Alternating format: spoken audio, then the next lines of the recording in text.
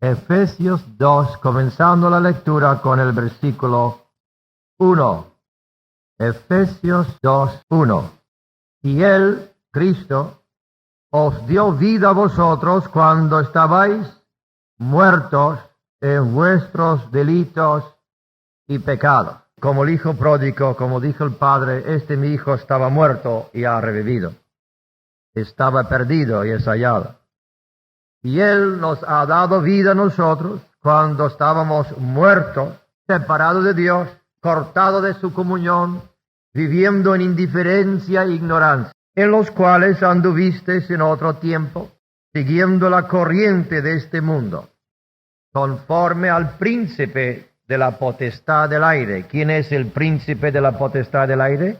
¿Quién? Satanás. Entonces, si seguimos la corriente de este mundo, estamos siendo arrastrados, influenciados por el príncipe de la potestad del aire, el espíritu que ahora opera en los hijos de desobediencia, entre los cuales también todos nosotros vivimos en otro tiempo, en los deseos de nuestra carne, haciendo la voluntad de la carne y de los pensamientos, y éramos por naturaleza hijos de ira, lo mismo que los demás.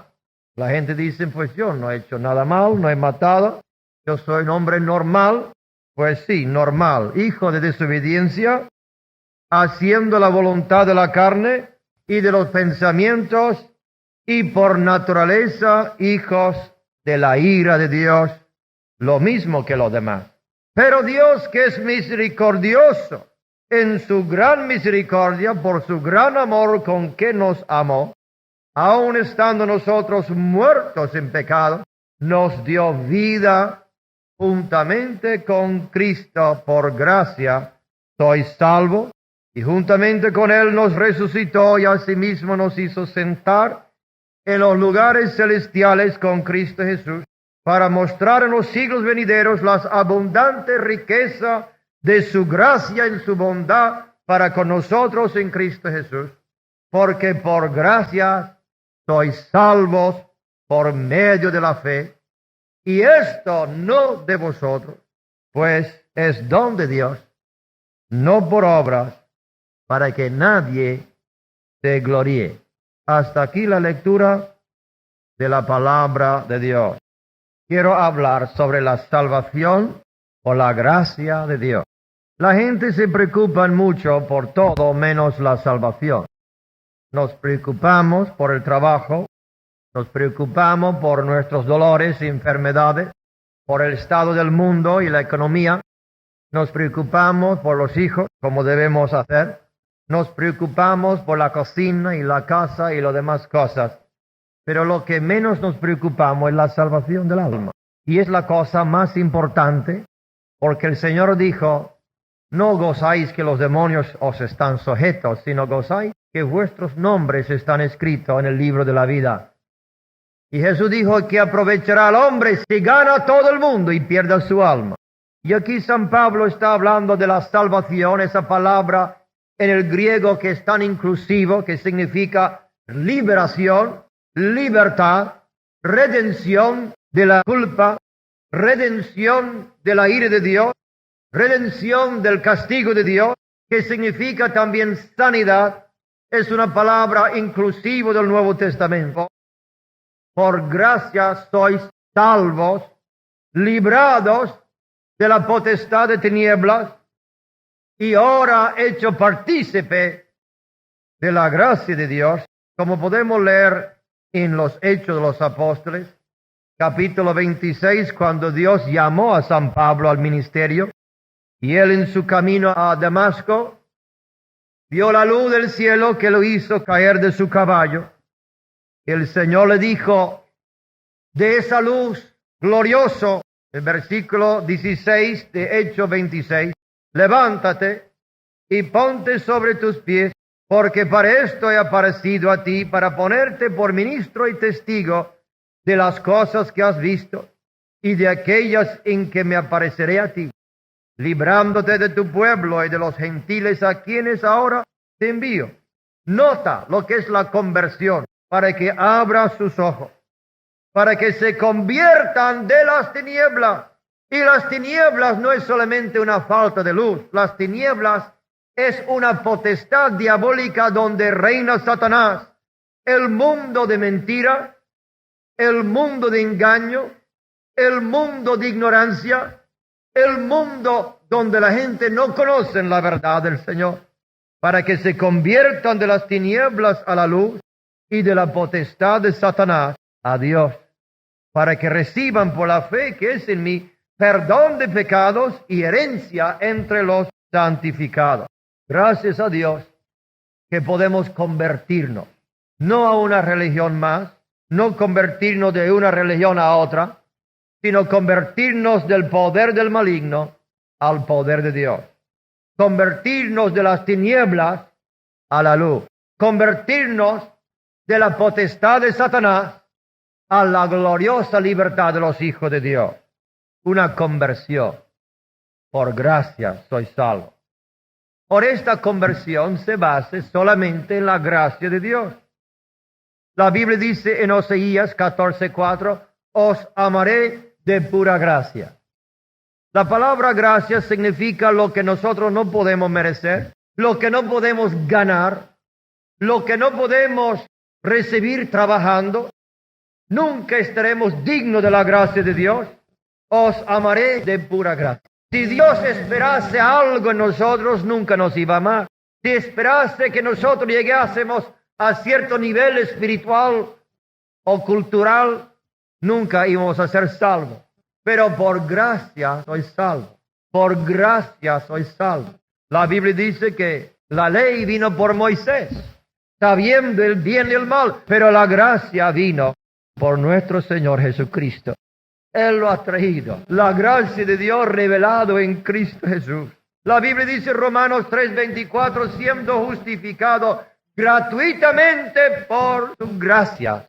Yo creo que es casi imposible que nosotros podemos entender esta palabra por gracia tan profundo, más profundo que el mar, con más extensión que el universo. La gracia de Dios inagotable, bondadoso. La misericordia de Dios no hay quien lo entiende. Dios en su misericordia vino al mundo enemigo, el mundo que le había ignorado, que había revelado en su cara, el mundo que en su corazón le odiaba, y mandó a Jesucristo a salvarnos. La cosa que menos nos preocupe, el dinero, el trabajo, la salud. Como me dice mucho, teniendo salud ya es todo. Pero no con pan solo vivirá el hombre, sino con cada palabra que sale de la boca de Dios. Y tú puedes tener toda la salud del mundo y el infierno. Por eso dijo Cristo, mejor que vas al cielo con un brazo, que no vas al infierno con dos brazos. Si tu ojo te ofende, sácalo. Mejor con un ojo ser salvo, que con dos ojos ser perdido.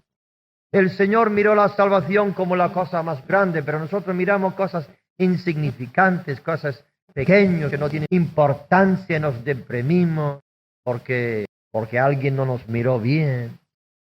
Yo sé cuando uno le falta las cosas necesarias se deprime, porque me ha pasado. Cuando llegamos aquí a Málaga pasamos una racha tan mala que no teníamos dinero. No sé si alguien más pobre que era yo aquel tiempo.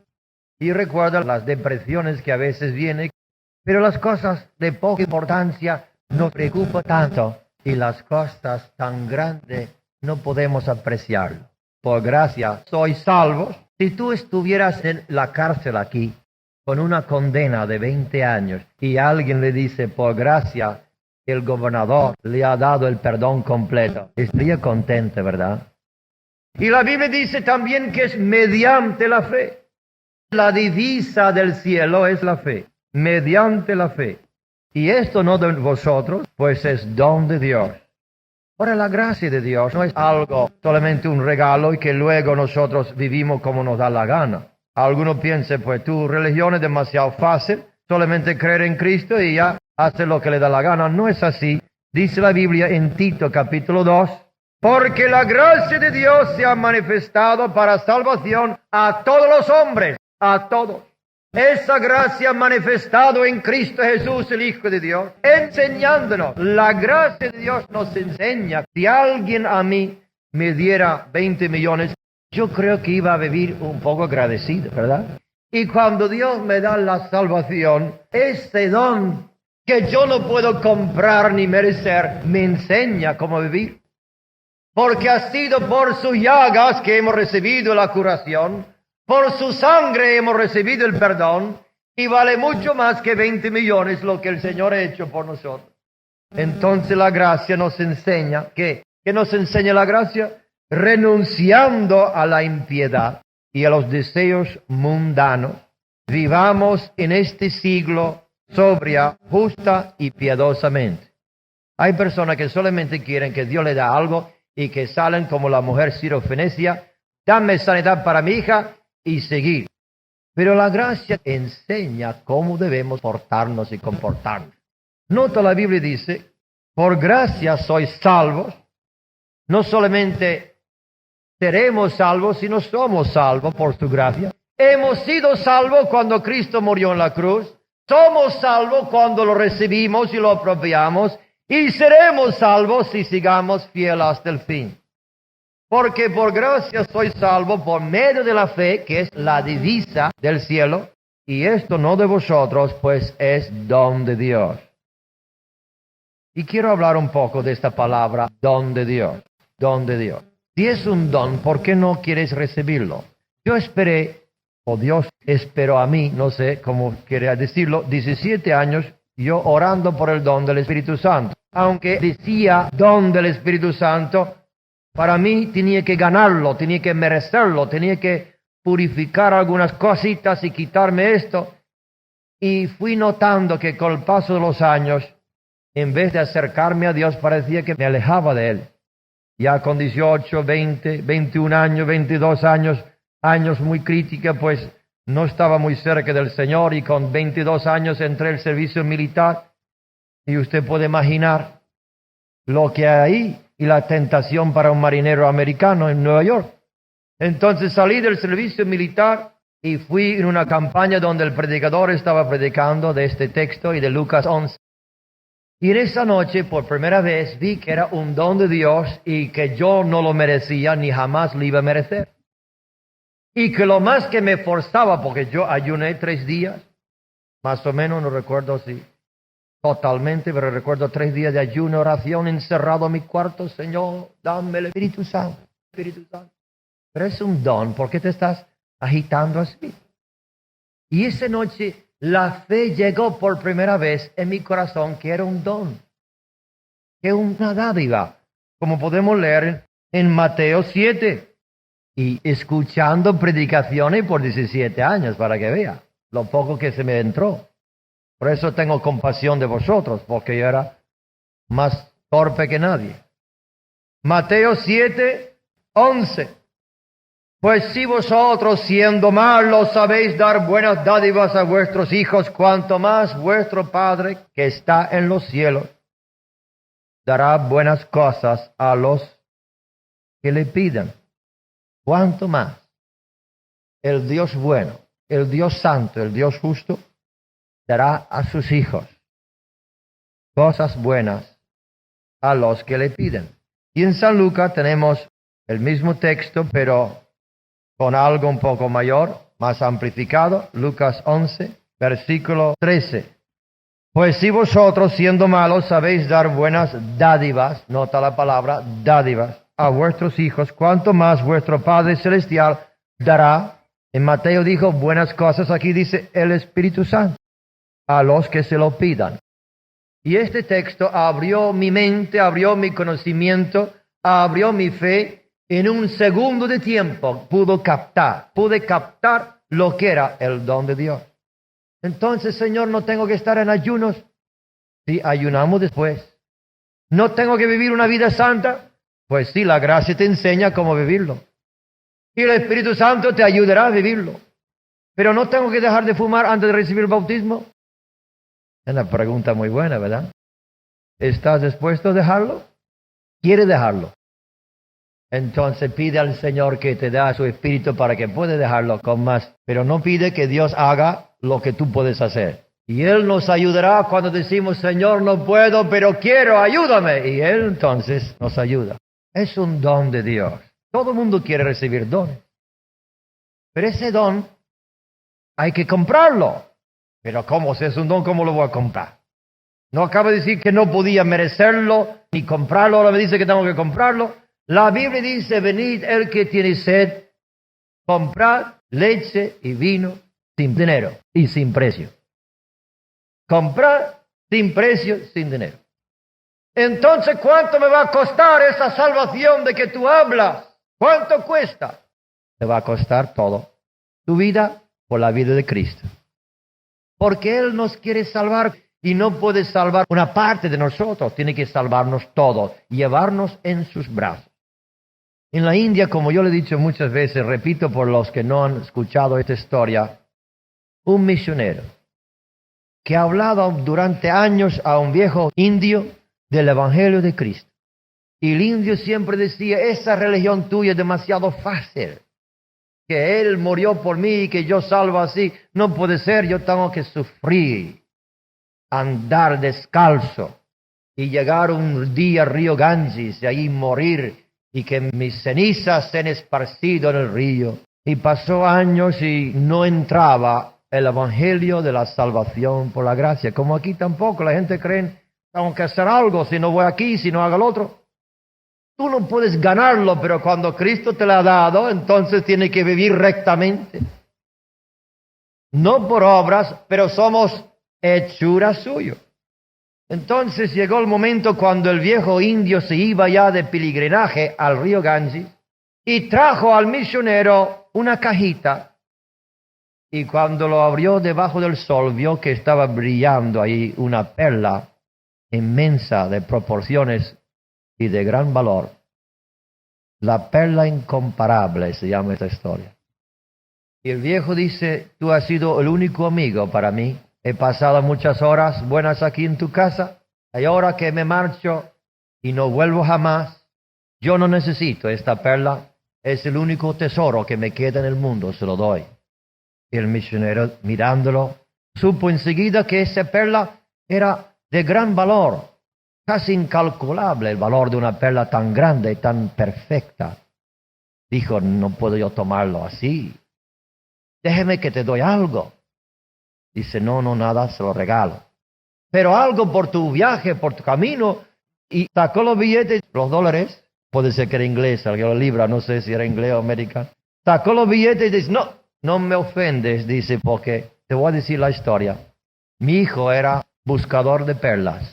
Y un día bajó debajo de las aguas a tal profundidad, demasiado, y cuando subió con la ostra en la boca, dice el padre, con tal profundidad que había llegado, se reventaron sus pulmones y un río de sangre salió por su boca y murió.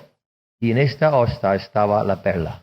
Esta perla me ha costado la vida de mi único hijo. No te lo puedo vender. No hay dinero en la India que me lo pueda comprar.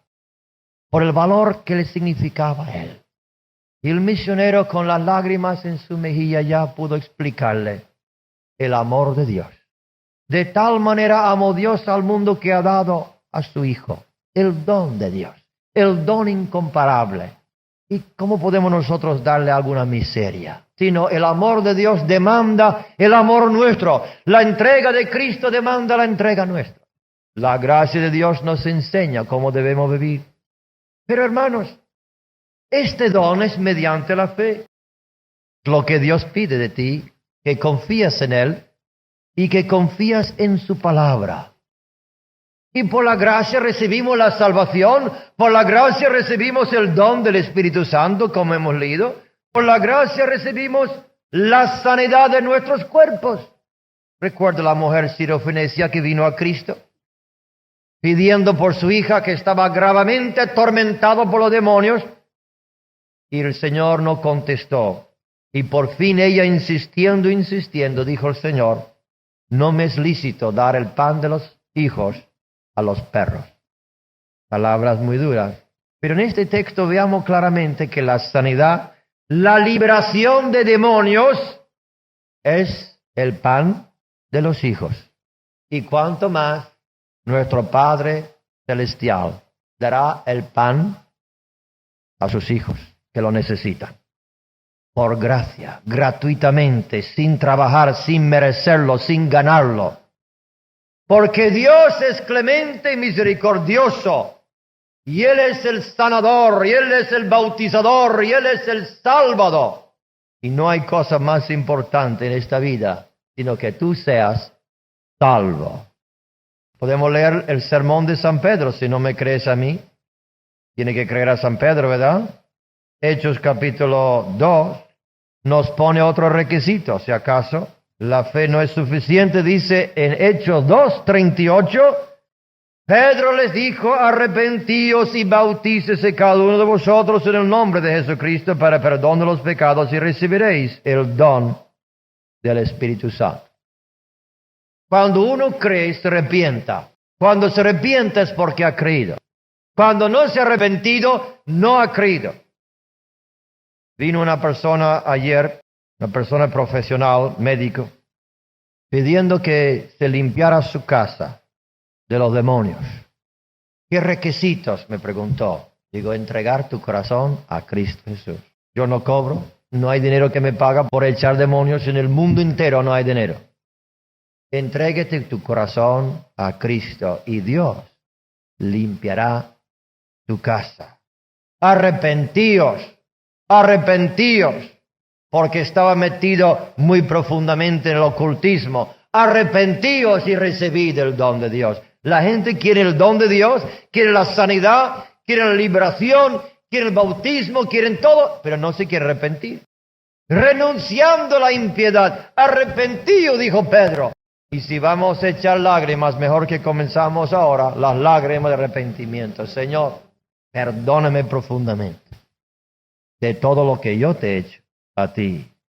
Y la Biblia dice en versículo 40 de este mismo texto, Pedro en su sermón dice, sed salvos de esta perversa generación. Y los que recibieron su palabra fueron bautizados y fueron añadidos 3,000 almas. ¿Tú de verdad quieres ser salvo? ¿Quieres apartarte de esta perversa generación? Y si la generación de Pedro era perversa, hermanos, ¿cómo será la generación nuestra hoy en día? Si en aquel tiempo había iniquidad, ¿qué es lo que se llama hoy? No hace falta ser cristiano para ver lo que hay que nos rodea actualmente.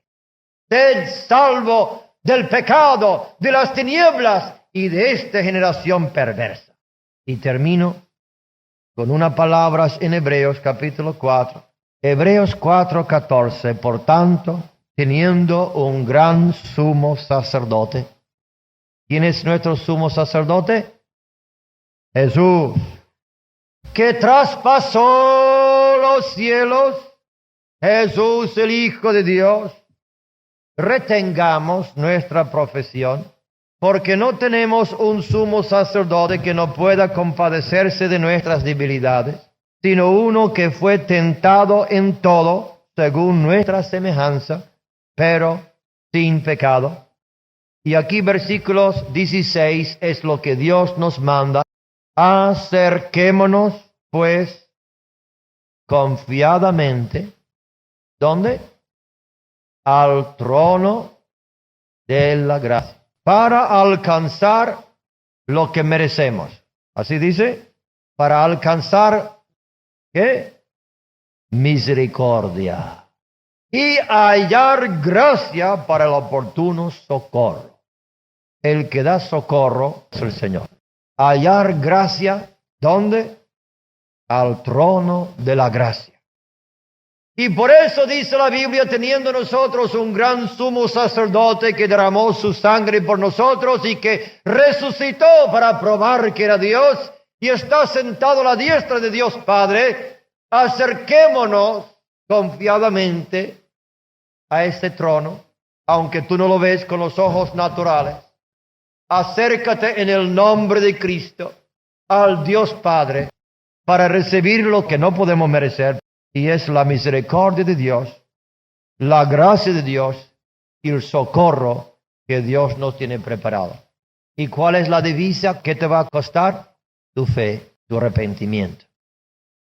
Si puedes creer, todo es posible.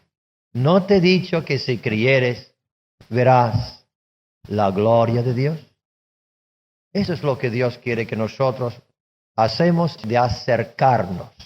La Biblia dice, acercaos a Dios y Él se acercará a vosotros. Resistid al diablo y Él huirá de nosotros. Acercaos a Dios y Él se acercará a nosotros. Significa que el momento que tú das el primer paso, Dios está esperando para dar un paso hacia ti. El primer paso lo ha hecho Él en la cruz, ahora te toca a ti y a mí de acercarnos al trono de la gracia. Y Dios nos dará lo que necesitamos. Y lo que necesitamos es su amor, su bondad, su gracia.